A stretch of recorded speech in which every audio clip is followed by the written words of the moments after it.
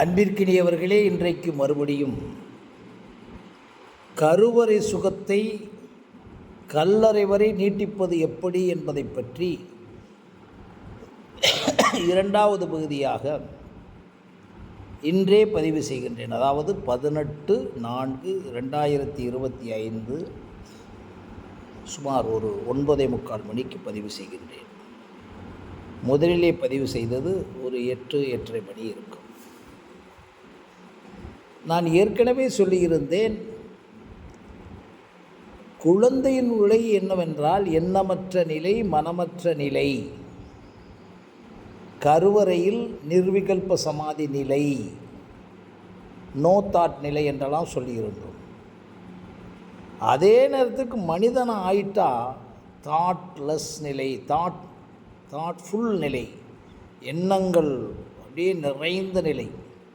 இன்றைக்கு அது எப்படி கண்டுபிடிக்கப்பட்டிருக்குன்னா, குறைந்தது 60,000 எண்ணங்கள் தினந்தோறும் ஓடிக்கிட்டு இருக்கு. அந்த 60,000 எண்ணங்கள்னு புது புது எண்ணம் இல்லை. நீங்கள் கொஞ்சம் சிந்திச்சு பாருங்கள். இப்போ உங்களுக்கு 50 வயதோ 30 வயதோ 40 வயதோ 70 வயதோ 60 வயதோ வச்சுக்கோங்க. உங்களுடைய குழந்தையில் வாழ்ந்த நிலையை கொஞ்சம் சிந்திச்சு பாருங்கள். ஒரு 10-500 எண்ணங்கள் கிளம்பிடும். இப்படி தான், அதுதான் கணக்கு. 60 எண்ணங்கள் தோன்றிக்கிட்டே இருப்பதில்லை. புறமாக நீங்கள் பார்த்ததிலிருந்து தோன்றுவது வேறு. இப்போ புறமாக ஒரு குழந்தைய பார்க்குறீங்கன்னு வச்சுங்க, அவங்க படிக்கக்கூடிய ஸ்கூல்ஸை பார்க்குறீங்கன்னு வச்சுங்க, அவங்களுடைய எஜுகேஷன் சிஸ்டத்தை பார்க்குறேன்னு வச்சுங்க, அவங்களுடைய உணவு முறைகளை பார்க்குறேன்னு வச்சுக்கோங்க. நீங்கள் ஒரு காலத்தில் உங்களுடைய உணவு முறையெல்லாம் சிந்திச்சு பார்க்குறீங்க பாருங்கள். உங்களுடைய பள்ளிக்கூடத்தை சிந்திச்சு பார்க்குறீங்க பாருங்கள். அதுதான் சொல்கிறோம், திருவள்ளுவர் எந்த பள்ளியில் படித்தார் என்று நினைக்க சொல்கிறோம் இல்லையா, இயேசு எந்த பள்ளியில் படித்தார் என்று சொல்கிறோம் இல்லையா, ஷேக்ஸ்பியர் எந்த பள்ளிக்குள் படித்தார் என்று சொல்கிறோம். அப்படி குழந்தை அந்த கருவறையில் இருக்கும்போது நோ தாட், ஸ்டில் மைண்ட், நிர்விகல்ப சமாதி நிலை தான் நிலை. அந்த நிர்விகல்ப சமாதி நிலை தான் துரியாதி நிலைன்னு சொல்கிறாங்க. அதுக்குள்ளே போயெல்லாம் டிஸ்கஸ் பண்ண வேணாம். இவங்க இது பல விஷயங்கள் பெயர்களை போட்டு இன்டர்பிரட் பண்ணிக்கிட்டு, இதுக்கு கூட நான் ஒன்று கேட்டுக்கிறேன். எத்தனை கோடி பேரை நீங்கள் உருவாக்கிறீங்க? 800 கோடி பேரில் எத்தனை பேர் ஞானிகள்? அந்த ஞானிகளை அடைஞ்சவங்க நான் ஏற்கனவே சொல்லிட்டேன், சங்கராச்சாரியர் மாதிரி உச்சக்கட்டத்தில். விடுங்க, நம்ம ரஜினிகாந்த் ஃப்ளோ வருது சொல்கிறேன். ரஜினிகாந்த் அரசியலுக்கு வர்றோம்னு சொல்லி திட்டம் போட்டு வந்தார். ஒரே நாளில் எனக்கு உடம்புக்கு சரியில்லை டாக்டர் சொல்லிட்டோம்னு சொன்னார். அந்த உடம்புக்கு சரியில்லாத வச்சு தான் மறுபடியும் அவர் சம்பாரிச்சுக்கிட்டு இருக்காரு. அது அவருடைய தொழில்.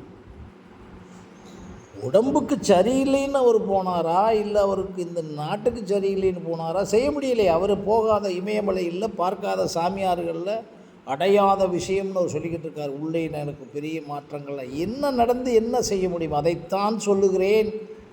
இந்த உலகத்தில், இந்த உலகம் அழியும் வரை அறியாமை இருக்கும், தெரியாமை இருக்கும், புரியாமை இருக்கும், இயலாமை இருக்கும், பொய்மை இருக்கும், மாயை இருக்கும், மூடநம்பிக்கை இருக்கும், கற்பனை இருக்கும், ஆணவம் இருக்கும், எல்லாமே இருக்கும். ஆமாம், சின்ன உயிரினத்திற்கு கூட திடீர்னு திமிரு வந்துடும். ஒரு நாயை நீங்கள் சும்மா சீண்டிக்கிட்டே இருக்கக்கூடாது, ஒரு பாம்பை சும்மா சீண்டிக்கிட்டே இருக்கக்கூடாது, ஒரு புலியை சும்மா சீண்டிக்கிட்டே இருக்கக்கூடாது. அது ஆணவம் என்ற பேர்னு வச்சுங்க. ஒரு ஃபயர் பண்ணதில்லை, கோபம் ஆயிடுச்சுன்றீங்கல்ல, கிறுக்கு பிடிச்சிருச்சுன்றீங்கல்ல, அதுக்கெல்லாம் என்ன காரணம்? இதெல்லாம் இருக்கும். இதுக்கு இடையில் நீங்கள் உருவாகிற விஷயந்தான் இந்த கருவறையில் இருந்த சுகத்தை கல்லறை வரை நீட்டித்தால்தான் இந்த பூமியில் ஒரு மாபெரும் தலைவன் உருவாக போகிறாங்க. அதில் சந்தேகமே பட வேணாம். நீங்கள் ஹிட்லருந்து முசோலினிருந்து எல்லாம் பார்த்துட்டீங்க. உலகத்திற்கு கடைசி கெடுதலானவனையும் பார்த்துட்டீங்க, கல்லறையில் அறைந்த இயேசுவையும் பார்த்துட்டீங்க. ஆனால் நாடு முழுவதுமாக கெட்டுக்கொண்டிருக்கிறது. இந்தியா மட்டுமல்ல, எல்லா மனிதர்களும் ஓடிக்கிட்டு இருக்காங்க பொருளாதாரத்தில். சில நாடுகள் அணுகுண்டை தயாரிக்கிறாங்களே, அது என்ன? அணுகுண்டை எதுக்குங்க தயாரிக்கணும்? நம்ம நாடு தயாரிக்குதா? அணுகுண்டை தயாரிப்பதும் எல்லாமே எதுக்கு? இப்போ நீங்கள் வந்து இலங்கையில் நடந்துச்சே, இதை ஏன் நான் வந்து ஊட சொல்கிறேன், இலங்கையில் எதை வச்சு அழிச்சாங்க? அணுகுண்டு வச்சு தானே. அது எந்த ஃபார்மில் இருந்துட்டு போகுது, இப்போ மறுபடியும் வாங்க. அந்த நிலைக்குள்ளே இருந்ததை நீங்கள் வந்து வெளியே வந்தோடனே நீங்கள் மறுபடியும் சங்கராச்சாரியாராகிற விஷயம் உள்ளது.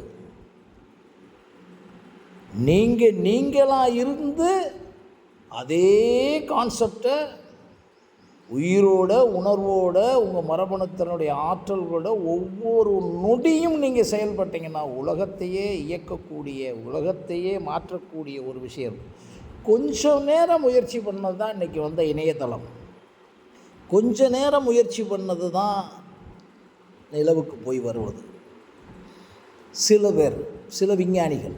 அப்புறம் ஏன் எல்லாரும் ஆக முடியலை? எல்லாரும் ஆக முடியாதுக்கு காரணம், நீங்கள் கருவறையிலிருந்து வெளியே வந்த உடனே உங்களுடைய அப்சர்வேஷன் இருக்கு இல்லைங்களா, உங்களுடைய தேடல்களும் எல்லாமே மிஸ் ஆயிடுச்சு, டிஸ்லொக்கேட் ஆயிடுச்சு.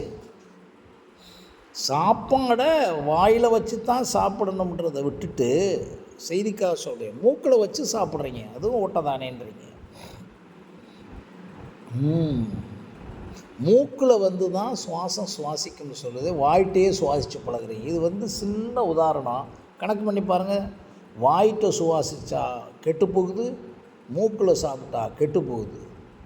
ஸோ இந்த சிஸ்டம் பூராமே இந்த உலகத்தில் படைக்கப்பட்ட, உடம்புக்குள்ளே இருக்கக்கூடிய ஒவ்வொரு அணுவான விஷயமும் ஒரு சின்ன ஒரு நுண்ணணுவு நிலையில் கூட மாறி இயங்குவதில்லை. சாப்பிடுகிறீர்கள், டைஜஸ்டிவ் சிஸ்டமோடு சாப்பிடுகிறீர்கள், அந்த இறங்கும்போது அந்த கால்விட்டிக்கில் கொஞ்சம் லேசாக ஒன்று வந்து அந்த நாக்கிலிருந்து அப்படி இறங்கும்போது ஒன்று அப்படி தூக்கி கொடுக்கும், அடுத்து மறுபடியும் ஸ்டொமக்குக்கு போகிறதுக்கு. நீங்கள் போட்டு பாருங்கள், யூடியூப்பில் தெரியும். அது கொஞ்சம் தவறுனா கீழே வந்துடும். அதுதான் நமக்கு வந்து என்ன ஆகுறோம், இருமல் ஆகிறோம், உள்ளே போகலை, தண்ணி குடிக்கிறோம், என்னென்னமோ செய்கிறோம் இல்லையா. இது மாதிரி அணுவணுமான விஷயத்திற்கு எல்லாமே கம்ப்ளீட் கன்ஸ்ட்ரக்ஷன் ஆகிருக்கு. அதே மாதிரி கன்ஸ்ட்ரக்ஷன் ஆன ஒன்று தான் நீங்கள் இந்த கருவறையில் இருக்கும் நிலை.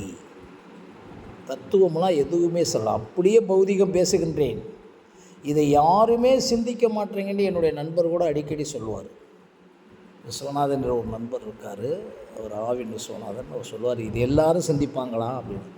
அது வேண்டியதே இல்லை. திருக்குறளை 2000 ஆண்டுகளுக்கு முன்னால் திருக்குறளை, ஔவையார் எழுதிய விஷயங்களை, சித்தர்கள் விட்டு போன தத்துவங்களை, நாலடியார் விட்டு போன தத்துவங்களை யார் படிக்கிறோம்? ஒரு லீடர் வந்து, நான் ஏற்கனவே ஒரு லீடர் திருக்குறள் இருக்கக்கூடிய 200 திருக்குறள், ஒரு ஆசிரியர் 20 திருக்குறள், ஒரு சீஃப் மினிஸ்டர் வந்து 100 திருக்குறள், ஒரு பிரைம் மினிஸ்டர் 150 to 200 திருக்குறள் படித்து உணர்ந்து அறிந்து புரிந்து உணர்ந்து அதன் வழியாக செயல்பட்டால் உலகத்தில் அவர் தான் கடவுள். நான் ஏன் இந்த உணர்வுகளை மறுபடியும் கொஞ்சம் இது பண்ணுறேன்னா, நான் பூமியில் எனக்கு தெரிஞ்சு நான் உணர்ந்தது, கடவுளாக மாற்றக்கூடிய சிந்திக்கக்கூடிய சில முதலமைச்சர்கள் இருந்திருக்காங்க. அவங்க மட்டும் இருந்திருந்தாங்கன்னா கடவுளாக தான் அவங்க கடவுள். சார், நீங்கள் வந்து ஆன்மீகத்தை படிச்சுட்டு அவரை கடவுளாக வச்சுக்கிட்டு சாமி கும்பிட்ற விஷயத்துக்கெல்லாம் அவன் வர்றேன் சார், அது தெரியும் எனக்கு. இயேசுவை நீங்கள் கும்பிடுறது, புத்தரை கும்பிடுறது, சிவனை கும்பிடுறதுல நமக்கு முரண்பாடே கிடையாது சார். ஆனால் மனிதனுக்கு என்ன சார் செய்கிறீங்க? மனிதனோடு என்ன சார் செய்கிறீங்க? மனித உணர்வுக்கு என்ன செய்கிறீங்க? மானுடத்துக்கு என்ன செய்கிறீங்க சார்? இந்த இடத்துல சில கருத்துக்கள் வருது. என்னடா கருவறை சுகத்தை எல்லாத்தையும் நான் பதிவு பண்ண ஆசைப்பட்றேன். பெரியார் என்பவர் ஒரு விஷயம் சொன்னார், மற்றதெல்லாம் நான் விட்டுட்டேன். மக்களோடு மக்கள் உணர்வோடு மக்களுடைய உணர்வுகளை எழுப்பி மக்களுக்காக வாழ்ந்தால் தான், அந்த முழு சென்டென்ஸு எனக்கு சரியாக வரல, ஆனால் மக்களோடு அதை நான் வந்து ஃபாலோ பண்ணேன், அதுதான் நடக்கும். மக்கள் உணர்வோடு இன்றைக்கி உதாரணம் நினச்சி பாருங்கள், அரசியல் தமிழ்நாட்டில் என்ன நடக்குதுன்னு. தனி மனித உணர்வோடு, தனி மனித சகத்தோடு, தனி மனித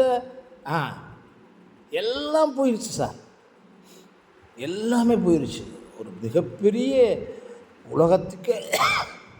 உலகத்துக்கே உதாரண புருஷர்கள் இருக்கிறாங்க. எதை யாரிடம் பெற்றார்களோ அதை நத்திக்கின்றாங்க.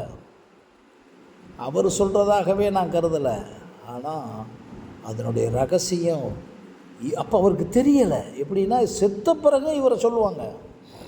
இப்போவே இருக்கு எல்லாம் ரெக்கார்ட்ஸாக பார்த்துருப்பீங்க யூடியூப்பில். இது என்ன நிகழ்வு? பட் அது அப்படியே பாருங்க. பெரியார் வேறு ஒன்றும், பெரியாரை நீங்கள் யாருமே ஃபாலோ பண்ண வேணாம். ஒரே விஷயந்தான் சொல்கிறார். மக்களோடு மக்கள் உணர்வோடு, மக்களுடைய உணர்வுகளை, இது மக்களுக்காக சில விஷயங்கள், அவங்களுக்காகவே வாழ்ந்துரு, அவங்களோட வாழ்ந்துரு. அவன்தான் சரி. இது சொல்லியாச்சே. இது ஆன்மீகத்தில் இருக்கா? இருக்குது. விஞ்ஞானத்தில் இருக்கா? இருக்குது. ஆனால் விஞ்ஞானம் என்பது ரெண்டாக மாற்றப்படும். அதுக்கு பிறகு சேஞ்சஸ் இருக்கும். இப்போ யூடியூப் இது செல் இருக்குது, அதில் ஃபோன் வீடியோஸ் வருது. அதை கிராஸ் பண்ணும்போது பார்க்குறோம். எல்லாத்தையும் கெடுக்கிறதுக்கு அந்த ஆயுதம்தான். அதே ஆயுதத்தை வச்சு நாங்கள் எங்களுடைய குழந்தைகளுக்கெல்லாம் பாடம் படிக்க வைக்கிறோம். நீங்கள் சொல்கிற அந்த யூடியூப்பை வச்சுக்கிட்டு பாடம் படிக்கிறது இல்லை. அதுக்கு நிறைய சிஸ்டம் வச்சுருக்கோம். அதுக்கு பெற்றோர் எப்படி பக்கத்தில் உட்காந்துருக்கணும், அந்த பாடம் படிக்கும்போது எப்படி இருக்கணும், அந்த பாடத்திலேருந்து டைவர்ட் ஆகும்போதெல்லாம் எப்படி பெற்றோர் இருக்கணும், இது நிறையா இருக்குது. அது அப்புறம் சொல்கிறேன். மறுபடியும் வர்றேன். இதெல்லாம் கொஞ்சம் நீங்கள் கூட எங்கேயோ போறீன்னு நினச்சிடாதீங்க. உலகத்தில் இருக்க எல்லாம் முடிஞ்சிச்சு. அறிவியல் வளர்ந்திருந்தால் இந்த உலகத்தை மாற்றலாம். பொருளாதாரம் வளர்ந்திருந்தால் இந்த உலகத்தை மாற்றலாம். எல்லாம் வந்துருச்சு. கைக்குள்ளே உலகம் இருக்குது சார். இப்போ நான் உங்கள்கிட்ட பேசிக்கிட்டு இருக்கிறது கைக்குள்ளே இருக்க உலகம். நான் நினச்சதெல்லாம் உட்காந்து தனியாக உட்காந்து பேச முடியும், வெளியே சொல்லி வெளியே போயிட முடியும். ஒரு மணி நேரத்தில் நீங்கள் யூடியூப்பில் போட்டு அப்லோட் பண்ணிடலாம். இப்படிப்பட்ட உலகம். ஒரு காலத்தில் ஒரு பத்திரிக்கைக்கு போய் ஒரு செய்தி கொடுக்கறதுனா ரிப்போர்ட்டரை பார்க்கணும், அப்புறம் ரிப்போர்ட்டர் எடிட்டர் பார்க்கணும், அப்புறம் எடிட்டர் இது பண்ணணும். அந்த செய்தி வந்துருச்சு, ஒரு ஃபோட்டோ, ஒரு பத்திரிக்கை வச்சுனா உலக வெற்றி அடைஞ்சிருக்கும். இன்றைக்கி அப்படி இல்லை. ஒவ்வொரு தனி மனிதனும் அவன் ஒரு பத்திரிக்கைக்காரன். அதுவும் பத்திரிக்கைக்காரன் மட்டும் இல்லை, ஒரு நிமிஷம் வீடியோவில் க்ளோஸ் பண்ணியிருக்கான் ஒரு லைஃபை. இன்றைக்கி நீங்கள் கைலாசா நாட்டில் அலைகிறாரே, அவருடைய முதல் விதை இந்த நாட்டை விட்டு போகிறதுக்கு முதல் விதை அந்த ஒரு 3 நிமிஷம் வீடியோ தான். இன்றைக்கு வரைக்கும் சொல்லி பார்க்குறாரு இல்லையா? இந்த இடத்துல பேசும்போது நீங்கள் புரிஞ்சுக்கிறணும். என்ன சார் அது கிடையாது. அப்போ ஒன்று தெரிஞ்சுக்கங்க, 98% ஒத்துக்கிற மாட்டாங்க. அப்போ மறுபடியும் அறத்தோடும் தர்மத்தோடும் வாழுகின்ற ரகசியம் பொருந்தியது நம்மளுடைய உடம்பு. அறத்தோடும் தர்மத்தோடும் உண்மையோடும் சத்தியத்தோடும் அன்போடும் வாழக்கூடியது இந்த உடம்பு. அதான் நான் முதல்ல சொன்னேன், கருவறையில். அந்த கருவறையில் உங்களுக்கு பொட்டன்ஷியலாக மட்டும் இருக்கிறது நினச்சிடாதீங்க. எது மரபணு திறன்கள் மட்டும் இருக்கிறதா நினச்சிக்கிறாதீங்க. அண்டத்தில் இருக்கிறதெல்லாம் பிண்டத்தில் இருக்கிறதாக மட்டும் நினச்சிக்கிறாதீங்க. அத்தனையும் கலந்ததோட ஒவ்வொரு செல்லுக்குள்ளேயும், ஒரு செல்லுக்குள்ளே என்ன இருக்குன்னு சாதாரண செல் மெம்பரைன்னாங்க, அப்புறம் செல், அப்புறம் உள்ள நியூக்ளியஸு, மைட்டோகாண்ட்ரியா எல்லாம் அப்படியே சுற்றி வந்தால் கடைசியில் பார்த்தீங்கன்னா குரோமோசோம், அப்புறம் குரோமோசோமுக்கு நடுவில் டிஎன்ஏ. இதுக்குள்ளே இருக்கக்கூடியது invisible. You can understand it.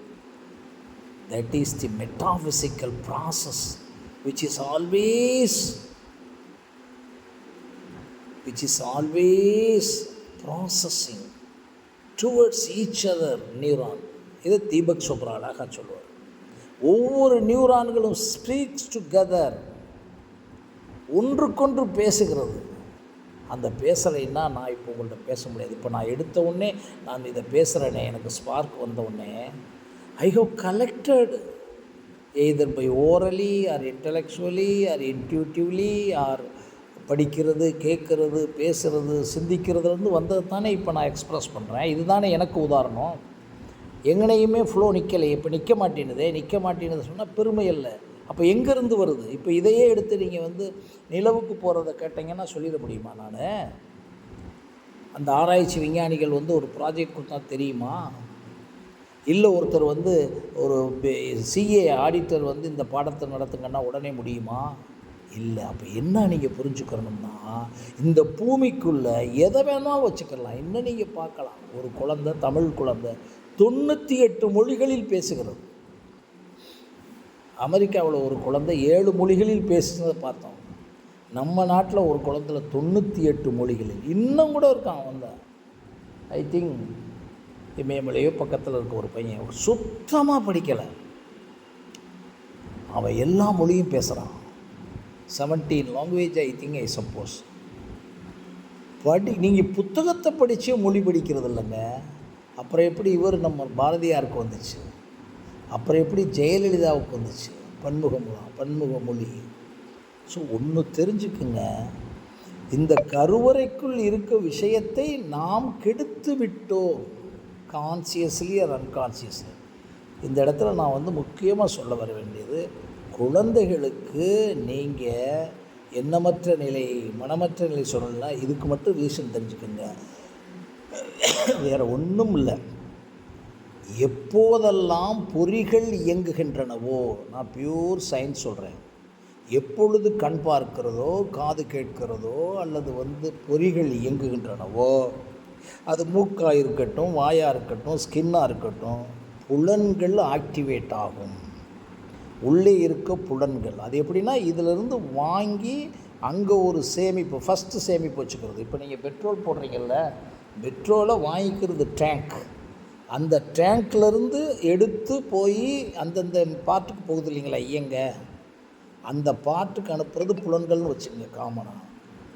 அந்த புலன்களும் பொறிகளும் இயங்கும் போது அதை கடந்து தான் இந்த உலகத்தில் சொல்கிறாங்க புத்தி என்று ஒன்று இருக்குதுன்னு சொல்லி மெய்ஞானம் சொல்லுது, சித்தம் என்று ஒன்று இருக்குன்னு சொல்லுது. எல்லாமே அந்த சித்தம் என்பது மூளையில் இருக்கக்கூடிய டிஎன்ஏக்களின் ஒரு இணைப்பு தான்.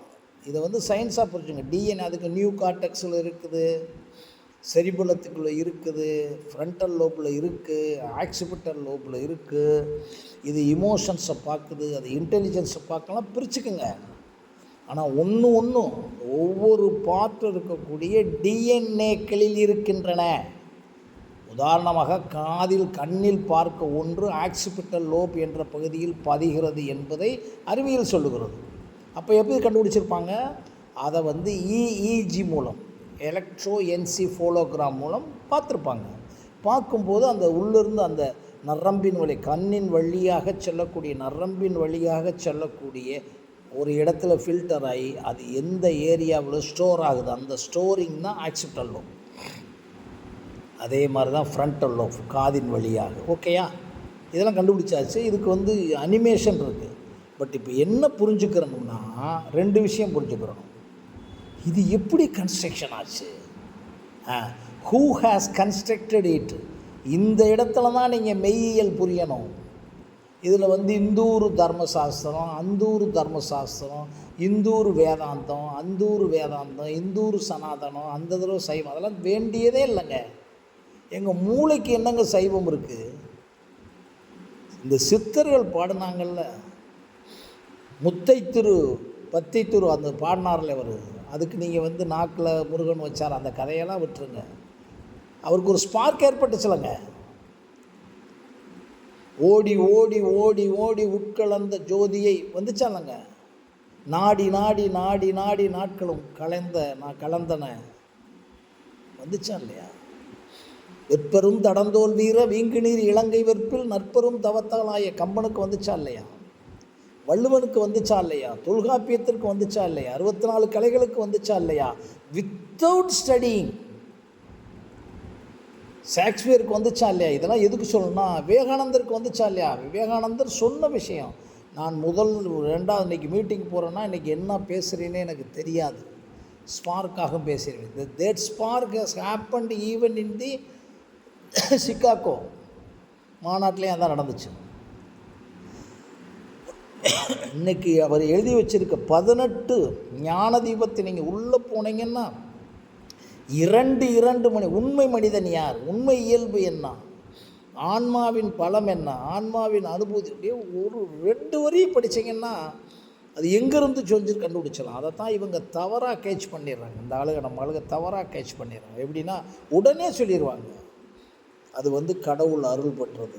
நம்ம செல்ஃபாலஜி என்ன சொல்கிறோம், ஒவ்வொருத்தனுமே கடவுளுடைய பிம்பம், ஒவ்வொருத்தருமே ஒரு விவேகானந்தர் இருக்கிறார், ஒவ்வொருத்தருக்குள்ளேயும் ஒரு வள்ளுவன் இருக்கார், ஒவ்வொருத்தருக்குள்ளேயும் ஒரு ஐன்ஸ்டீன் இருக்கிறார், ஒவ்வொருத்தருக்குள்ளேயும் ஆல்வா எடிசன் இருக்கிறார், ஒவ்வொருத்தருக்குள்ளேயும் ஷேக்ஸ்பியர் இருக்கிறார், ஒவ்வொருத்தருக்குள்ளேயும் 64 கலைகள் இருக்கின்றன, ஒவ்வொருத்தருக்குள்ளேயும் வாடிய பயிரை கண்ட போதெல்லாம் போல எல்லாம் இருக்கின்றன. யூ ஹவ் நாட் டியூன்டு, நீங்கள் குரூம் பண்ணலை, you have not tuned it, you have not groomed it. Just walking, eating, talking. பொறிகளுடைய சுகங்களையே விடிய பேசுறது. நான் சொல்கிறேன், நீங்கள் ஆன்மீகவாதியே ஆக வேணாம் சார், நீங்கள் மானுடமாகணும்ல. அப்புறம் மற்றவனையெல்லாம் தப்பு சொல்லிக்கிட்டு இருக்கீங்க. அவன் சார் உறுதிமொழித்து தீயா உறுதிமொழி எடுத்து வந்தவன் பூரா லஞ்சம் வாங்காமையா சார் இப்போ லஞ்சமாக இருக்குது? சொல்லுங்கள் சார், லஞ்சம் எப்படி சார் ஏற்பட்டுச்சு? அவன் அப்படி செய்யுது. அப்புறம் அரசியல்வாதியை சொல்கிறீங்க, ஆன்மீகவாதியை சொல்கிறீங்க, வியாபாரி, எல்லாமே வியாபாரின்றதை நான் ஒன்று சொல்லுவேன், அவர்களாச்சும் ஒரு பொருளை கொடுத்து முந்தி பிந்தி பேசலாம். அரசியல்வாதியும் மற்றவனை எப்படி சார் வாங்குறீங்க? அந்த பதவியில் உட்கார்ந்தாங்கன்னே உங்களுக்கு உதிரியிலே பல கோடி கிடைக்கும்ன்றதான் நான் கேள்விப்படுறது, உங்களுக்கு தெரிஞ்சது. சார் நீங்கள் போனதே மக்கள்னு சொல்லி போனீங்க சார், மக்கள் மானுடம். இப்போ மறுபடியும் பாருங்கள், இதையே நான் ஊட பேசினா அந்த ஃபுல்லாக விட்டுறக்கூடாது. இப்போ பாருங்கள், மறுபடியும் 24 மணி நேரம் யூடியூப்பில் பேசுகிறீங்க. நான் அப்போ சொல்லலை, இப்போ சொன்னேன், ஏன் சொல்லலை, இப்போ சொன்னேன், அதை அப்படி சொன்னேன். யாருக்கு சொல்கிறீங்க? மறுபடியும் பெரியாரைத்தான் நான் சொல்லுவேன். மனிதனுக்காக சுவாமி விவேகானந்தர் நீ நினைக்கிற அத்தனையுமே மானுடத்திற்காக வேண்டும் என்று தான் சுவாமி வேணும். அதெல்லாம் விட்டு முடிச்சுட்டு மறுபடியும்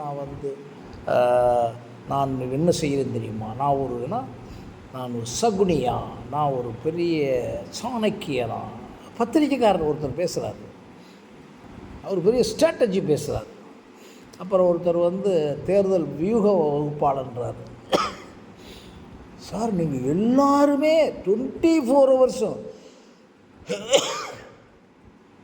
திட்டம் போட்டு ரூம் போட்டு அத்தனையுமே நீங்கள் கெடுத்து கொண்டிருக்கிறீர்கள். இறுதியில் ஆஸ்பத்திரி தான், இறுதியில் மனோவியாதி, எல்லாமே பார்த்துருப்பீங்க நடந்தது இந்த நாட்டில் இருந்தது. அதனால் அந்த கருவறை சுகம் என்பது எண்ணமற்ற நிலை.